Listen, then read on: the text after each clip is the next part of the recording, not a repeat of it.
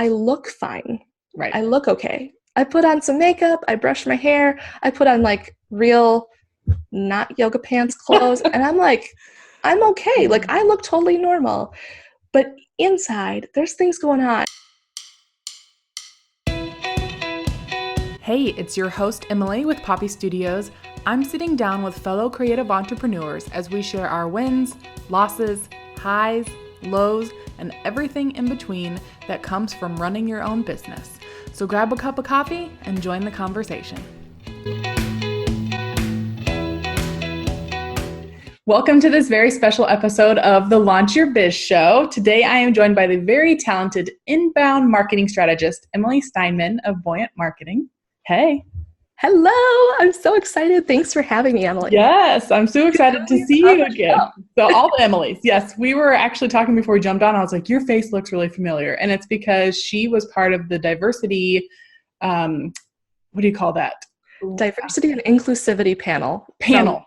Last year's 2018's Rising Tide Leaders Retreat. Yes. I was so honored to be brought on stage to represent people with invisible illnesses. Yes, which great segue. That is what we are talking about today is tips for business owners, new, well-established side hustlers, just whatever part of your business you're in about invisible illness and being an entrepreneur with that. But before we get into that, tell everybody just a little bit about you and your business journey, and then we can get into our topic. Yeah, so my business journey has been a really wild ride. So some of you may have been following me for a couple of years and think, wait a minute, marketing strategist, where did this come from? I used to actually have a business doing fused glass art. So I was a maker. I did e-commerce and I loved it. I've been doing glass art since I was, I don't know, 11? Something like that. Gosh. I've always been beautiful work too. It's so fun, and I just loved it so much, and I've been a creative pretty much since I was born.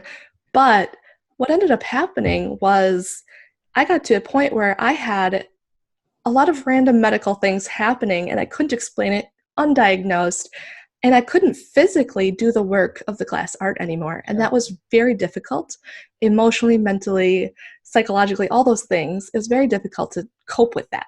I went through a stage of mourning and questioning, well, what's next, right? If you can't physically do the work and the dexterity wasn't there, that's tough. That's a really tough thing to deal with. So I transitioned a little bit as I was coming up with a new plan. I transitioned into writing because one of the things I really loved doing outside of doing my glass work was the marketing of my business. And writing was a big piece too. So I really loved writing social media captions. I loved working on my website. I loved sending emails. And there was so funny that you say that because I feel like a lot of entrepreneurs, that's the thing they don't like. So I know. That's the funny part. A lot of people say that they want to work like, was it in their business, not on their business kind of a deal. They'd rather be doing the creative work. And for me, the creative work actually is in the marketing. And that's like what lights me up. So I would find myself sometimes behind my computer a lot more than I was in my actual glass studio. And that was a little signal to me that something was a little imbalanced. I would rather be working on my website than working on my projects. It was about time to change anyway. So that's great of you to recognize that too. Yeah. I think there's a lot of self-reflection I've had to do in the last how many years. I've been in business since 2013. And I think one of the biggest things I've had to learn how to do is reflect each and every day on what's working, what's not working, what can I do better, what should I actually pull back from because I'm getting diminishing returns, and accepting a lot of that. Good, bad, ugly, all of it has to be analyzed and accepted, and you move on. That's great business advice too, is just to be able to be honest about you and what's working. And like you said, the diminishing turns, and basically what that is like you kind of get to a point where you're putting too much work in and not getting anything back for it. And I think a lot of small businesses fail and give up there because instead of cutting those losses and recognizing, well, hey, maybe I don't necessarily like that, but I like doing this part of it.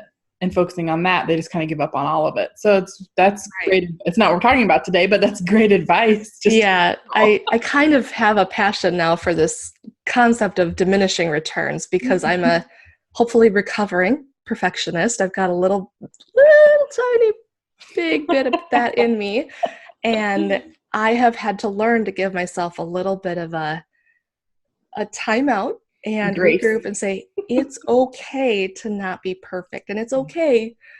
It's okay to accept that it's not settling for mediocre when you're looking for excellence, not perfection, if that makes sense. I think there's a very big difference there. And knowing what your version of excellent is what's important, because perfection isn't real. I love that. And that's a topic I see over and over again, and especially in regards to like social media and influencers and seeing this perfect life on Instagram or whatever it is, and just not comparing yourself to that and remembering that your version is different than theirs. It is so hard. It is so hard to see when things look so curated and beautiful, you start to think, I don't have it all together. Yeah. I'm not as successful. I'm not as this or that. I am not worthy of all the things that I want. And who am I to say that I should be going for these big dreams? That's not fair. That's not fair to yourself. It's not fair to put yourself in a box. It's not. You're totally right. And I think that that's total great side topic. And I feel like we could do a whole show on that. Absolutely. I think it kind of plays into what we want to talk about, which really is, this feeling of there's a big fear when it comes to people with invisible or chronic illnesses or even visible disabilities. This fear that people have if they see this perfect world curated on Instagram and social media, other platforms. Yep. And they're afraid that they can't live up to it. They're afraid that with maybe a little bit of a limiting ability that they may have, that they're never going to keep up, that they're never going to be good enough to be hired or even employable in a general sense, that they're going to be either discriminated against or just flat out ignored. Yeah. Because they're afraid that that person, their potential client, is assuming that they're completely unable to do quality work. Right. And that is the biggest misnomer, I think, in this area. Absolutely. And you had said, and I love what you're doing now. Your next chapter is going to be starting a podcast about chronic and invisible illness and getting the conversation out there, because there's groups like in Rising Tide. There is the group right now for people with chronic and invisible illness, but that, like you were saying, that it's kind of, that conversation just kind of stays there with people who are living with it and not everybody else outside of that. So you're bringing the conversation, and your goal is to bring the conversation to it. And I think that's what we're doing today too, is, so I guess where I'm going with all this is maybe explain a little bit about what chronic and invisible illness is, so that people who don't have knowledge of this can understand. Sure. So it can span anywhere from the physical to the mental side of things. And with a lot of the statistics we see, and I'm not going to quote any of them because I don't have them right in my brain, but with mental illness alone, creatives suffer with depression, anxiety, PTSD from things that have happened in the past, all sorts of crazy stuff, right? And we always want to hide that because we feel like, well, nobody's going to understand. Yeah. So there's that aspect. But on the physical side, there's so many of us who deal with things that are limiting but different. It's not like we're totally incapacitated and unable to do quality work, but maybe we have things like, in my condition, I have something called Ehler's Danlos syndrome, and it's essentially joint hypermobility. I'm not going to do any crazy hypermobility tricks on camera, but essentially I have very, very flexible, loose joints. And while that sounds great, and I should probably go into gymnastics, it's actually a really painful thing. And it can keep me up at night because I dislocate my hip and shoulders frequently. So a lot of times people that have conditions like this, or like fibromyalgia, type 1 diabetes, or in the case of some other friends that have very rare conditions, narcolepsy, myasthenia gravis, there's a lot of conditions out there that people just don't know a whole ton about. Right.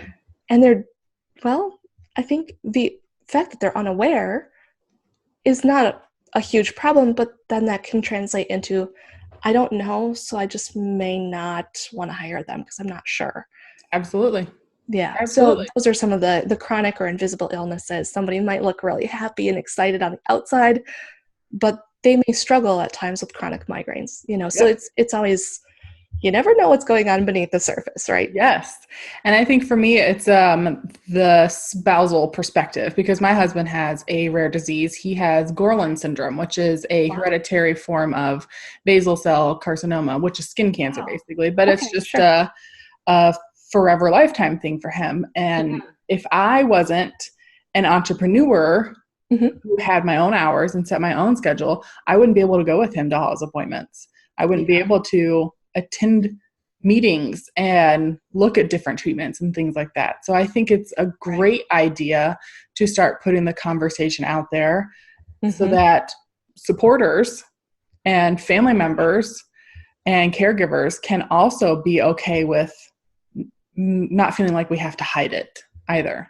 Right. Right. Because there's nothing wrong with having something genetically or chronically wrong, Right. um, in terms of your body.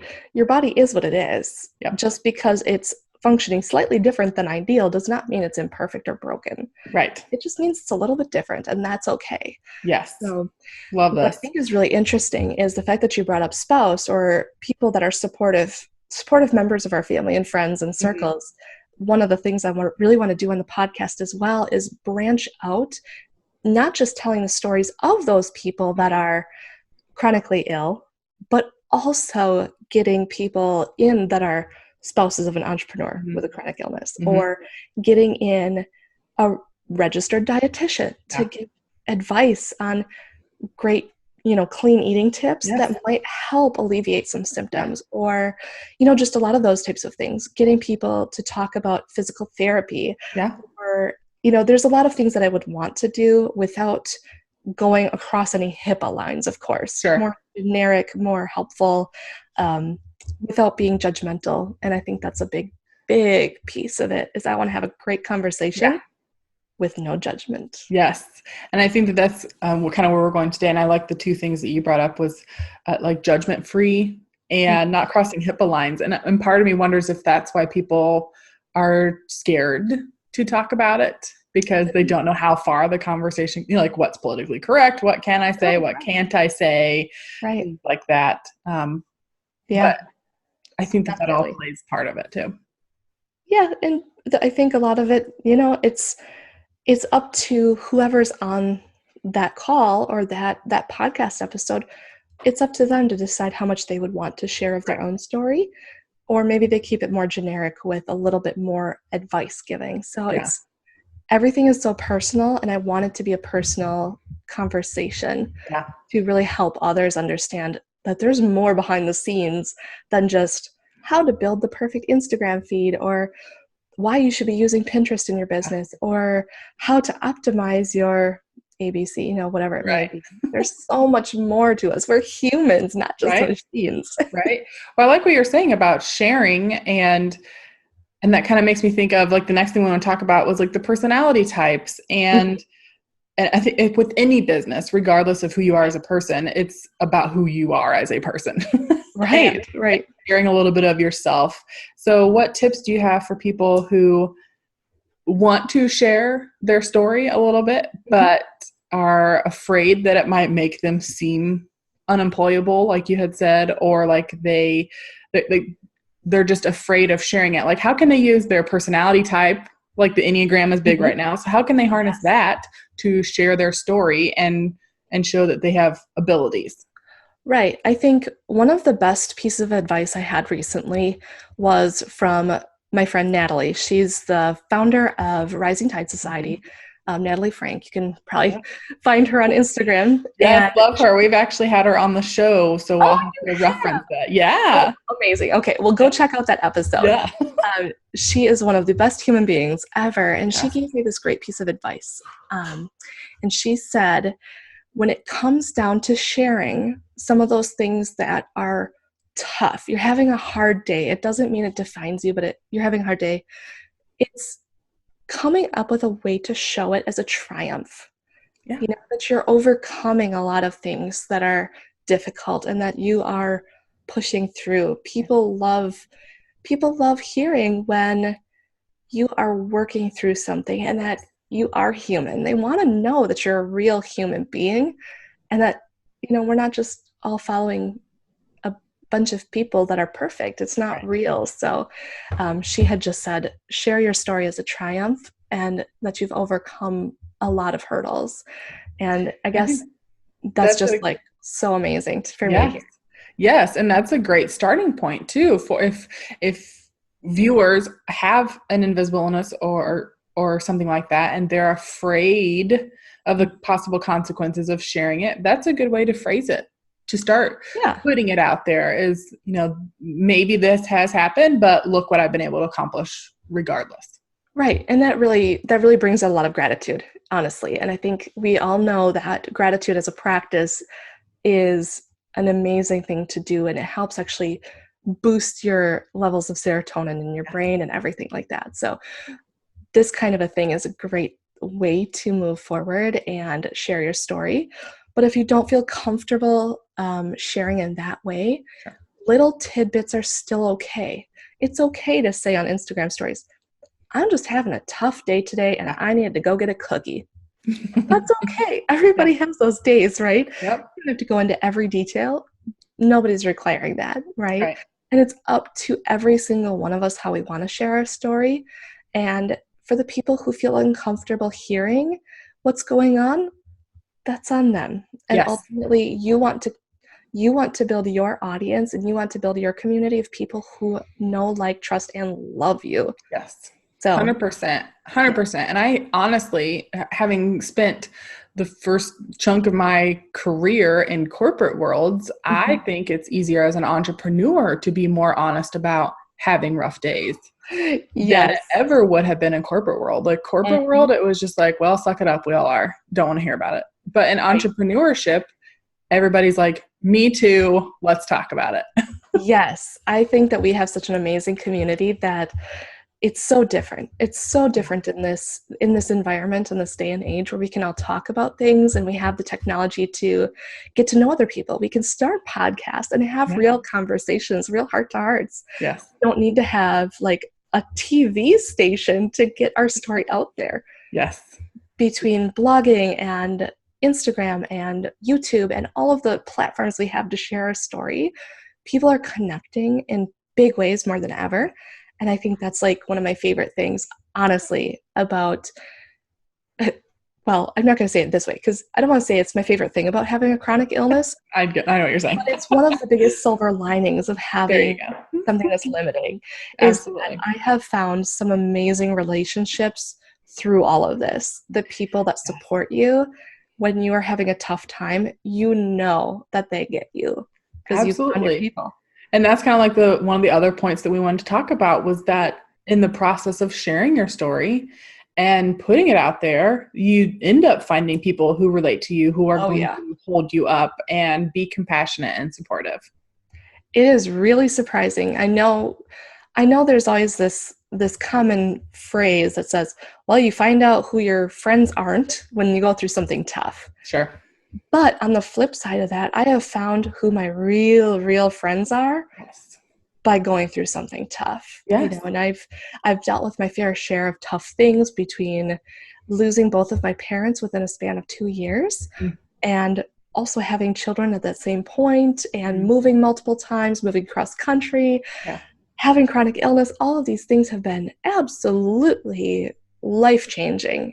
And Each on their own individually is a big thing. yes, each by themselves is crazy and intense. Yeah. But the fact that I've had them all stacked up, I have learned so much more how to reach out for help and accept help. And going back to that Enneagram conversation a little bit, I'm a number 3 Mhm. and I am very stubborn and I never want to be seen as inadequate, Sure. inefficient, unsuccessful. I want to be seen as you're the person right on the top of that pyramid and you've got your whole life together. Yeah. Well, truth be told, there is a big gap between my ambitions and my perceived, like achievable goals Sure. and my wavering abilities. Mm-hmm. There are times when my abilities do not keep up with my level of ambition, but that's part of the growing and learning and, supporting yourself journey. Absolutely. I think even if you've never done like the Myers-Briggs or any of the personality tests, honestly, doing the Enneagram for me was like spot on. I'm a type 9 with a 3 wing. So as a type 9, I'm like the peaceful mediator is what I'm considered. So like for me, it's always as long as everybody else is okay, I'm just going to go with the flow. And I've now that I know that and I see that in myself and I see when it's happening in situations, I can take a step back and go, no, this is what I need to do instead. So for the purpose of like anybody watching, regardless of what your circumstances are, Enneagram, I hear puppies. Do you have puppies? I have a dog and she's kind of a stinker. That's precious. That's okay. My dogs were throwing a fit right before we jumped on. So it's okay. But I recommend doing the Enneagram because it will help you see not only your weaknesses, but your strengths too. And so now that you and I both like recognize like that's just their personality type. Now we know, we can see it, we can deal with it and make it a strength instead. So regardless of what your circumstances are, I really, really think it's great to know your Enneagram type or just your personality type so that you can harness those in the best way. Yeah, definitely. I think one of the greatest things about that particular test is when you realize what your number is, and then you can search self-care for number 3s or self-care for number 9s. What I realized, another one, I get really excited about this topic if you can't tell, is how to show love and support to somebody in this number category. Yeah. Oh, this has helped me so much in a lot of my relationships, marriage included. And I haven't quite pinned down my children yet, but once I do, I will be trying to show them love in ways that they need to be shown love. But in terms of me as a number 3, self-care means going outside, even though it's 95 degrees or hotter in Florida, and reading a book, like a fiction book. Oh my gosh, I haven't picked up one of those in years. Right. It's always business. How do I do more? How do I achieve more? So going outside and doing something with no purpose or achievement goals at all, that would be probably a huge self-care thing that I'm long overdue on. Yeah. How to show people. I'm a 3 wing. And so I think the wing is important too, because there are some things about 9s that I just doesn't relate to, like the self-care. It doesn't relate to me, but like I'm totally a 3 when it comes to the self-care. So the outside and the reading books, like that's my time. Right. That's the really great part is when you reflect and you really get to know yourself as a person, you know what you need, not only in your relationships and like as your own self-care, but you know what motivates you and how you're going to achieve your certain goals in business. You start to really identify your personality type. And then the beauty of this is where my marketing stuff's coming out. So hold on to your hats here. You start to understand what your ideal client looks like, who they might be, and what their motivations are and how they need to be loved. So if you want to pour into maybe you have a Facebook community. If you want to pour into your Facebook community and you want to love on them, identify who most of those people are. And you can do generalizations. You can say, maybe 3 to 5 different avatars, so to speak. And say, these are my people and I need to show them love in all of these ways. And I need to show them support. Tell them that they're not alone and tell them that I have all of this love for them. And the way that they're shown love is going to be different from each person to person. Absolutely. When you understand a little bit more about their personality, you can go so much farther.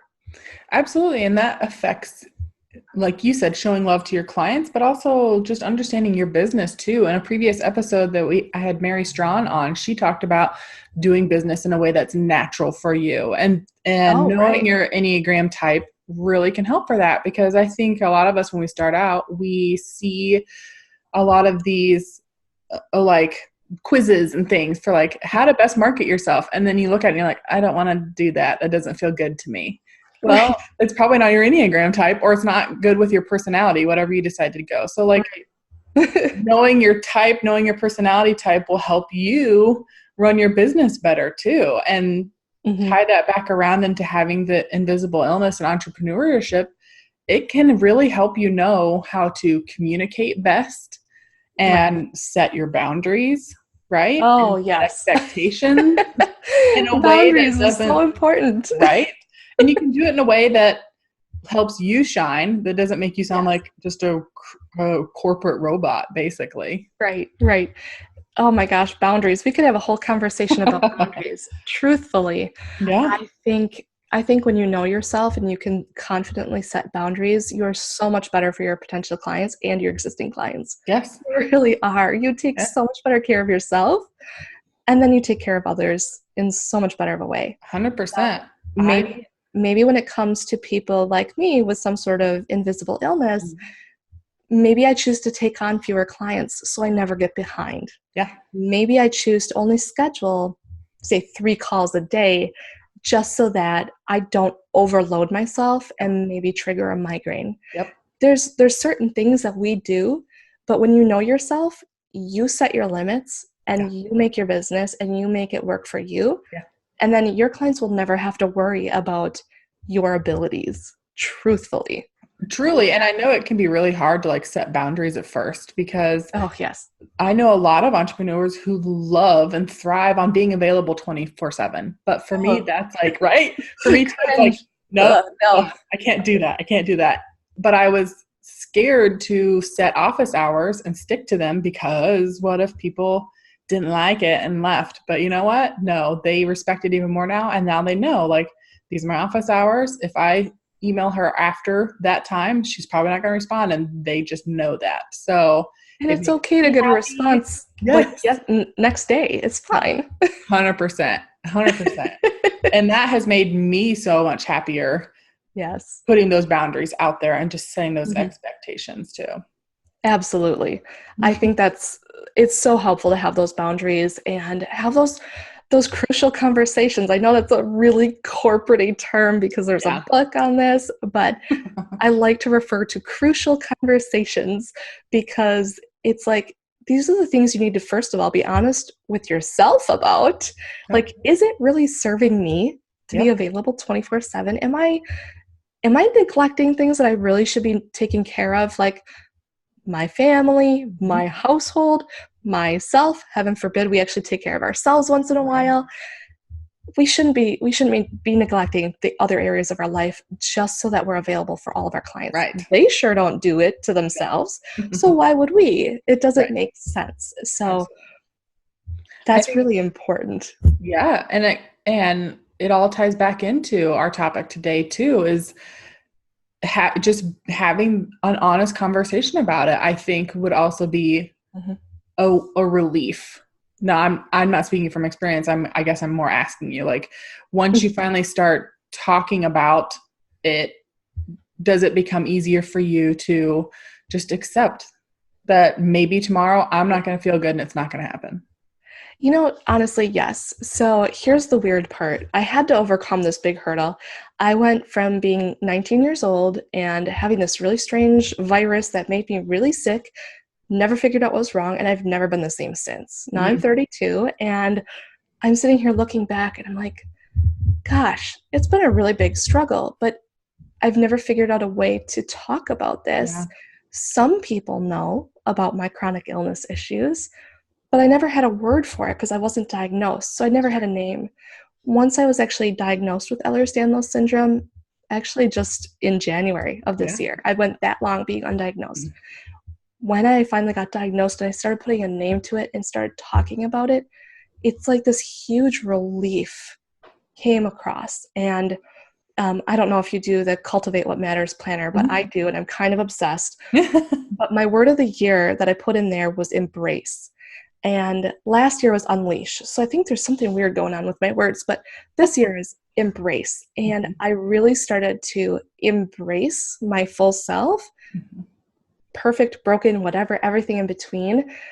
I'm embracing it. And I want others to know that they can truly embrace themselves as well, even if that means embracing the parts that are difficult and not quite what you expected them to be, honestly. Right.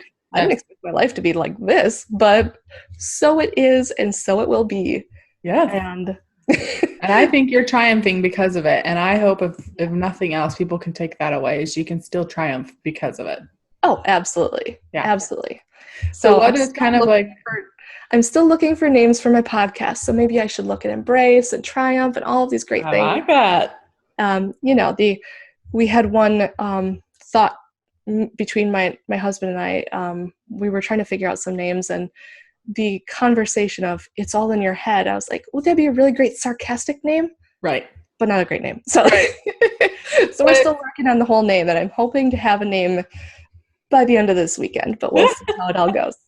Well, we'll definitely keep it updated too once Yes. you decide. But it's funny that you mentioned that it's all in your head, because I had that thought while we were talking, was like, especially for invisible illness. And I think there is a stigma. And quite honestly, there are people out there who, if they can't see that you're in a wheelchair, then there's nothing wrong with you.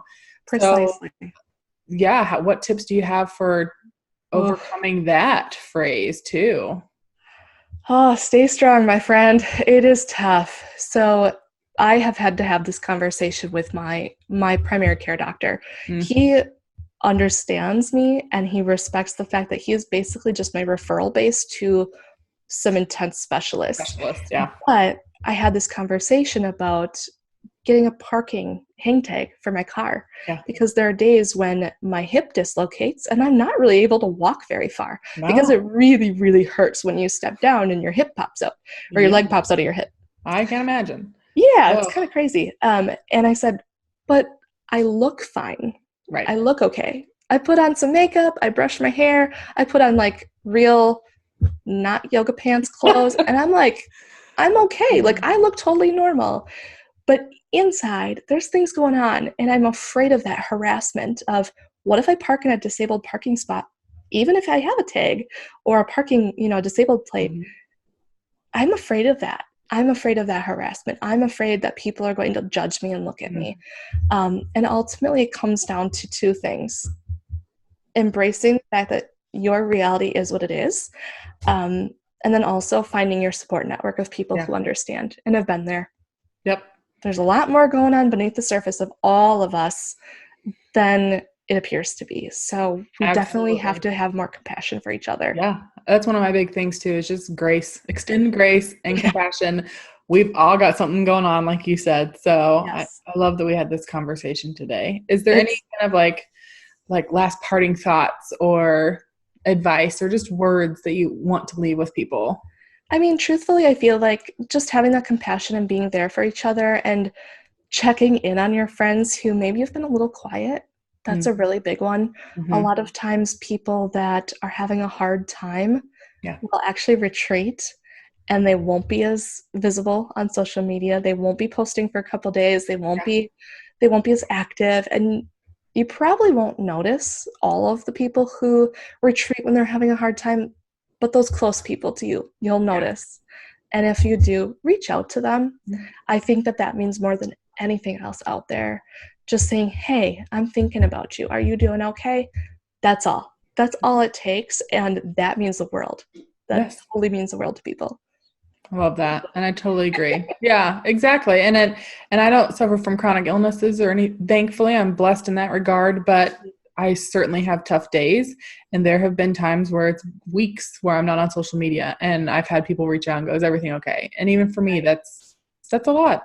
So it is. It's a big deal, whether you're going through something like I had lost both of my parents, like I had mentioned, and those were tough times. People eventually, they stop checking in on you because they think that after a couple weeks, a couple months, their life moves on. Yours might not. So people that are still mourning or still going through a tough time, or maybe there's a job loss, or maybe there's something else going on, or they have a chronic illness that is literally going to be for the rest of their lives. Yeah. We just need to check in on each other. I love that. Yeah. That's a great place to leave it too. Yes. So people can follow you on Instagram. Yes, of course. So I'm at Buoyant, BUOYANT.marketing.